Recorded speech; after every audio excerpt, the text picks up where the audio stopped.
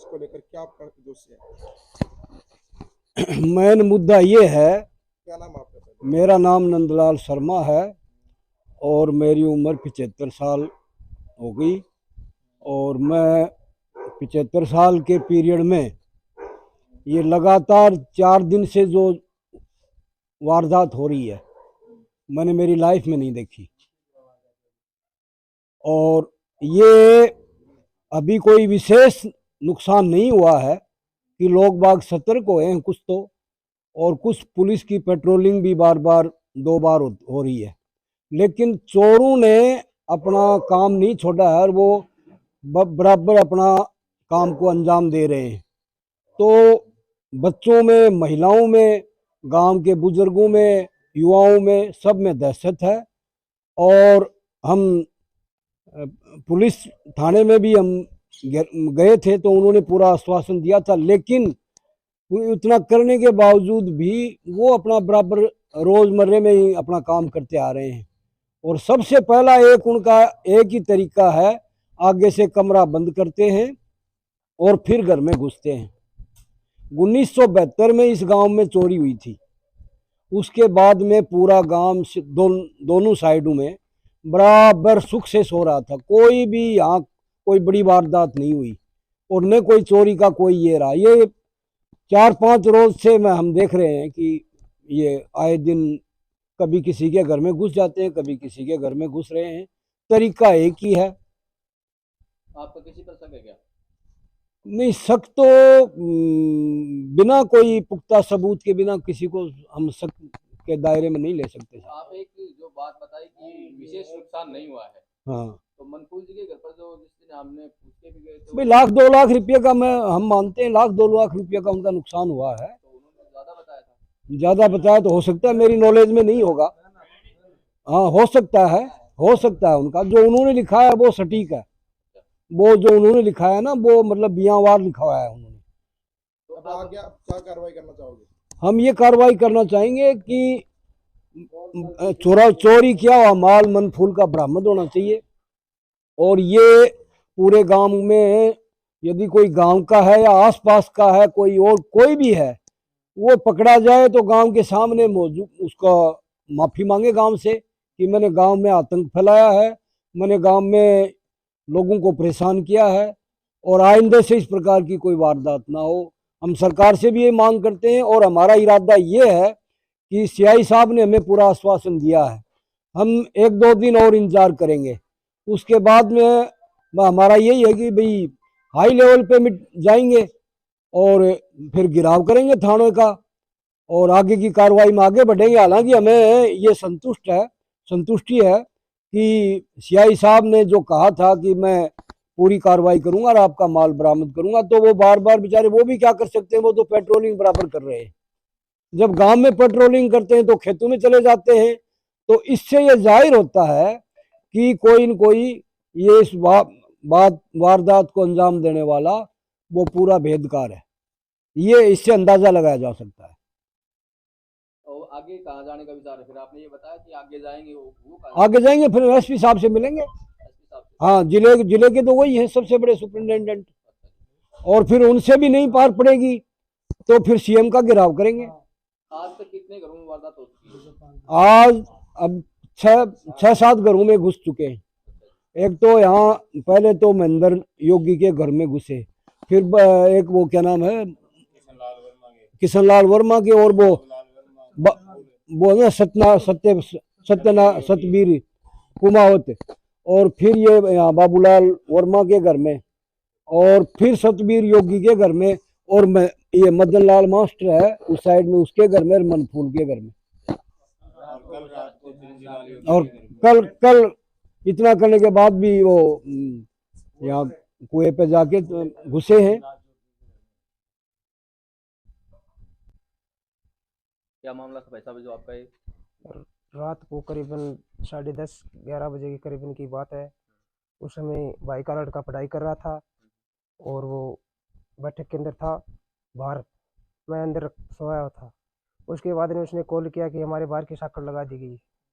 मैं फिर झटके से खड़ा हुआ, वहाँ से पीछे से घूमकर आगे की तरफ गया, इसलिए वो बाहर से भाग गई। कितने कितने लोग थे? वो लोग करीबन 2-4 के करीबन थे, 2 या 4? 2 या 4 के करीबन ही थे। अच्छा, आपने देखा था या वैसे ही बता रहे हो आप? वैसे देखा नहीं है, अभी मैंने एक सूचना और मिली है हमको। अच्छा जी। तो वो पंडित है ब्राह्मण के बिजू, उसने बताया कि हमारे घर के पीछे से भी 4 लोग गए हुए हैं बोल बतला के, अच्छा पर हमने पता नहीं कि ये लोग हैं। अच्छा अच्छा। कोई सीसीटीवी कैमरा भी लगा हुआ है? नहीं, कुछ नहीं लगा है। तो आपको कोई वहाँ पर कोई नुकसान हुआ है रात को? नुकसान तो कुछ नहीं, हम जग रहे थे। अच्छा जी। और भी कोई आया कि किसी को बुलाया गया आपने? हमने 2 जगह पे कॉल किया था, व्हाट्सएप ग्रुप पे सभी पे कॉल कर दिया। पुलिस प्रशासन को बताया आपने? पुलिस प्रशासन वहाँ पे पहुँच गई थी। खोज रहे थे? हाँ। क्या बोले उन पुलिस प्रशासन ने क्या कहा? पुलिस प्रशासन ने कहा कि हम पता लगाएंगे और खुलासा करेंगे। धन्यवाद आपको बताने के लिए। साहब नमस्कार। नमस्कार साहब। ये जो वारदात हो रही इस पर आपका क्या कहना है? हैं?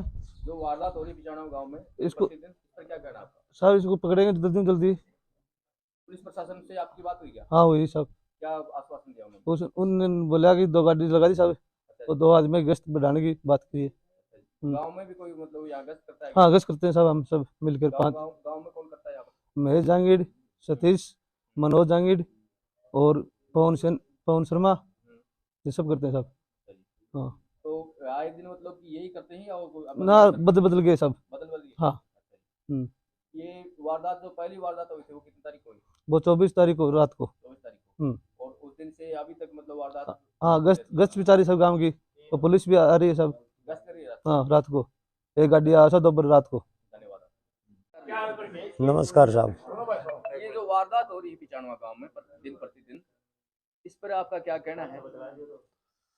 साहब मेरा ये कहना है, जो पिचाणुओं में वारदात हो रही है, ये कोई ऐसा ग्रुप है जो शायद उसको इस गांव में जो हो रही है, जो हलचल जो गांव में होती है, उस हलचल का पूरा पता है।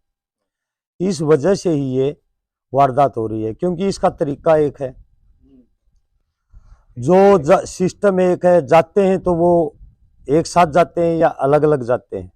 जब भी उनके खोज वगैरह देखते हैं, उनके जो पद चिन्ह जो देखते हैं ना, पद चिन्ह लगभग वही मिलते हैं, या तो वो जूतों के मिलते हैं या स्लीपर के मिलते हैं, पर वो हैं एक साइज के। तो हमें ये मतलब आभास हो रहा है, क्योंकि हम रात को गश्त भी जो करते हैं तो हम वहां पहुंचते हैं जहाँ वारदात होती है, उस समय पहुंचे, ठीक है, पता लगा नहीं, सुबह पता चल जाता है, हम पहुंचते हैं तो पद चिन्ह जो है ना, इनके जो पद चिन्ह है 8 या 9 नंबर के हैं।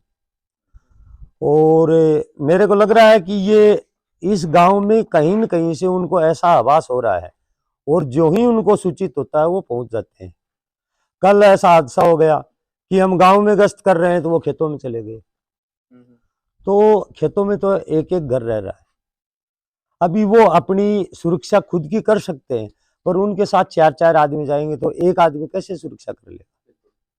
और हमारी जो महिलाएं हैं, वो महिलाएं तो हमेशा पर्दे में रहती हैं, और महिलाओं के तो बस की बात है नहीं कि वो चोर जाएंगे और उनके ऊपर हावी हो जाएंगे। पुरुष ही तो हावी हो सकता है। तो हम प्रशासन से, पुलिस प्रशासन से हम ये चाहते हैं कि जल्दी से जल्दी इनका खुलासा हो, और जल्दी से जल्दी खुलासा हो। भले ही हमारे गांव का बच्चा हो, कोई दिक्कत नहीं है, हो सकता है बच्चा नादान हो, नाबालिग हो, कुछ भी हो, पर वो बच्चा कम से कम उसको ये तो समझ में आए कि क्या होता है। कभी कभी सुनने में आता है, बुजुर्ग लोगों से सुनते हैं, पूर्वजों से सुनते हैं कि कोई आदमी संकी हो जाता है, उसका दिमाग है वो साइड में चलने लगता है कि हमें क्या करना चाहिए, चल मैं यार इस लाइन में चलता हूँ। तो उसने यही सोच लिया हो कि यही दिमाग की साकड़ बंद करें और गांव में दहशत फैलाई। हो सकता है उसके दिमाग में ये बात आ गई हो।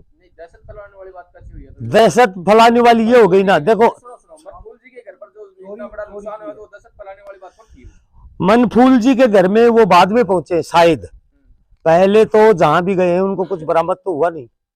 मनफूल जी के घर से ही उन्होंने चोरी किया, तो हो सकता है लास्ट में भाजता चोर की पूंछड़ी अच्छी, ये भी तो हो सकता है।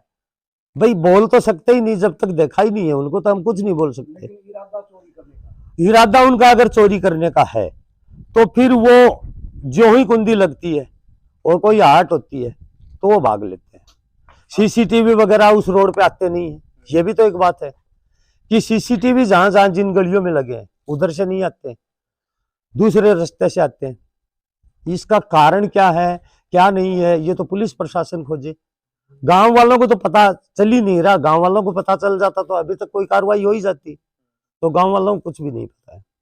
आपको गांव में से किसी पर शक है क्या? नहीं, गांव में हमें कोई शक नहीं है, सभी अच्छे हैं, सभी अच्छे हैं, सभी मिलके काम कर रहे हैं। इस मुहिम पे सब मिलके काम कर रहे हैं।